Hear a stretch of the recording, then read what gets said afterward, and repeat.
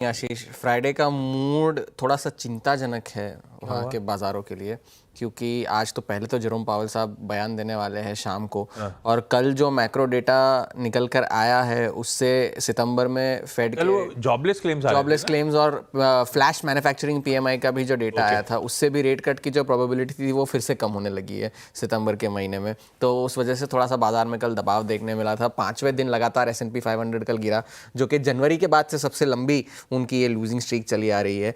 और flash PMI, ये तो चलिए असली पीएमआई का नंबर तो 1 तारीख को ही आएगा, लेकिन ये जो फ्लैश पीएमआई नंबर आया वो मई 2022 के सबसे ऊंचे स्तरों पर था। 53.3 का आंकड़ा निकल कर आया है, और 50 के ऊपर अगर आपका आंकड़ा आता है तो वो एक्सपेंशन इंडिकेट करता है। तो ये कहते हुए कि आपकी अर्थव्यवस्था मैन्युफैक्चरिंग के लिहाज से तो अच्छी चल रही है, और मगर साथ ही साथ उसमें काफ़ी सारी बातें ऐसी निकल कर आई कि जो गुड्स एंड सर्विसेज के लिए जो कीमतें चार्ज की जाती है वो अगस्त 2022 के बाद से सबसे तेज़ गति से बढ़ी है टैरिफ्स की वजह से। और S&P ग्लोबल जिसने ये डेटा निकाला था उसने ये कहा है कि ये जो डेटा निकल कर आया है वो रेट हाइक की तरफ ज़्यादा रुझान करता है, बल्कि ना कि रेट कट की तरफ। तो ये भी एक बात थी। और इन्वेंट्री, आपके ने सामान तो बना लिया है लेकिन सामान बिक नहीं रहा। आपकी जो इन्वेंट्रीज है उनकी इन्वेंट्रीज का इंडेक्स जो था वो ऑन रिकॉर्ड सबसे ज़्यादा स्तर पर जाकर पहुंचा है। 2007 से ये डेटा चल रहा है। इन्वेंट्री, फिनिश्ड गुड्स की इन्वेंट्री जो थी वो रिकॉर्ड लेवल्स पर है। तो ये एक चिंता की बात थी। तो इस डेटा के बाद जो फेड में CME के हिसाब से जो फेड के ब्याज दरों में कटौती की जो प्रोबेबिलिटी थी 25 बेसिस पॉइंट्स की, जो पिछले हफ्ते 92-93% थी, वो अब घटकर फिर से 75% हो गई है। ये इस डेटा के बाद कल का दूसरा बड़ा ट्रिगर था वॉलमार्ट के नतीजे, जिसकी वजह से डाउ में कल दबाव था, क्योंकि वॉलमार्ट कल 4.5% गिरकर बंद हुआ।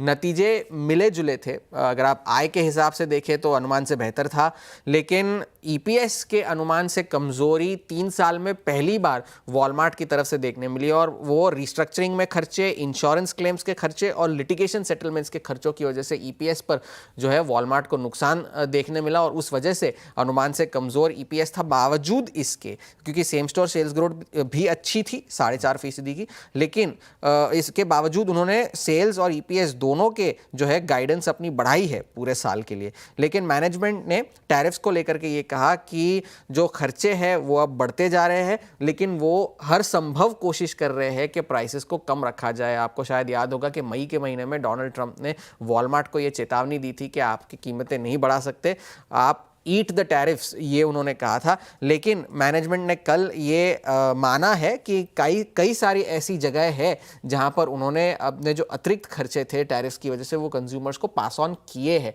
कौन से ऐसे सेक्टर्स है ये उन्होंने एलैबोरेट नहीं किया, लेकिन किए हैं, और कुछ ऐसे खर्चे हैं जो उन्होंने अब्जॉर्ब कर लिए हैं अपनी तरफ से। लेकिन साथ ही साथ उन्होंने ये भी कहा कि अगली तिमाही में और चौथी तिमाही में भी ये टैरिफ्स को रिलेटेड जो खर्च है वो बढ़ सकते हैं, लिहाजा कीमतों में और बढ़ोतरी के आसार है, मगर वो हर संभव कोशिश करेंगे कि कीमतों को कम से कम रखा जाए। और मध्यम वर्गीय जो हाउस होल्ड्स है वो टैरिफ की जो लेकर के जो प्राइस में बढ़ोतरी हो रही है वो उससे ज़्यादा सेंसिटिव है। तो या तो उन्होंने वो पर्टिकुलर सामान खरीदना बंद कर दिया है, या तो उससे मिलता जुलता कोई दूसरा सामान खरीदना शुरू कर दिया है, ये वॉलमार्ट का कहना था। इस वजह से 4.5% जो है शेयर कल गिरकर बंद हुआ। इनिशियल जॉबलेस क्लेम्स भी बढ़कर आए हैं। कंटिन्यूइंग जॉबलेस क्लेम्स भी 4 साल के सबसे ऊंचे स्तरों पर है। आज सबकी निगाहें जेरोम पावेल पर होंगी। एनालिस्ट सब ये कह रहे हैं कि अगर 25 बेसिस पॉइंट के रेट कट के अलावा उन्होंने कुछ भी कहा, उसके विपरीत अगर कुछ भी कहा, तो बाजार में बिकवाली बढ़ सकती है, क्योंकि बाजार के वैल्यूएशन पहले से ही बहुत ऊंचे स्तरों पर चल रहे हैं।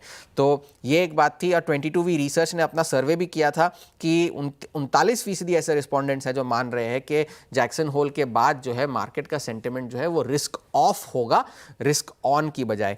तो अब जाकर के फेड के जो अफसर है बेथ हैमक, उन्होंने, क्लीवलैंड फेड की अध्यक्षा है, वो उन्होंने भी ये कहा कि अगर कल के कल उन्हें फैसला करना पड़ा ब्याज दरों पर तो वो ब्याज दरों में कटौती के लिए सहमति नहीं देंगी, ये उनका कहना था।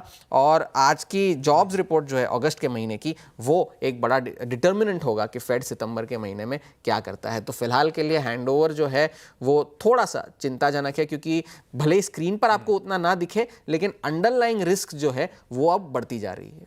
नहीं, ठीक है, आपने जो वॉलमार्ट की कमेंट्री दी, I am sure Fed officials भी पढ़ी होगी। उनके लिए कितना इंपॉर्टेंट है वॉलमार्ट। अगर वो अभी तक एब्जॉर्ब कर पा रहा था और आगे नहीं कर पाएगा और पास ऑन करने की जरूरत पड़ेगी, तो तब असर आएगा इम्पैक्ट। पहले उनकी इन्वेंट्री पहले वो ज्यादा उन्होंने ली रखी थी, अब जब वो इन्वेंट्री उन्हें दोबारा रिप्लेनिश करनी पड़ेगी, तब महंगी वो मिलेगी। ज्यादा कॉस्ट पर करनी पड़ेगी, तो ज्यादा कॉस्ट होंगे तो उन्हें पास ऑन तो करना ही होगा। Have to pass on some of the cost to consumers. अब आएगा वो समय, धीरे धीरे जितना ये खिंचता जाएगा उतनी दिक्कतें बढ़ेंगी।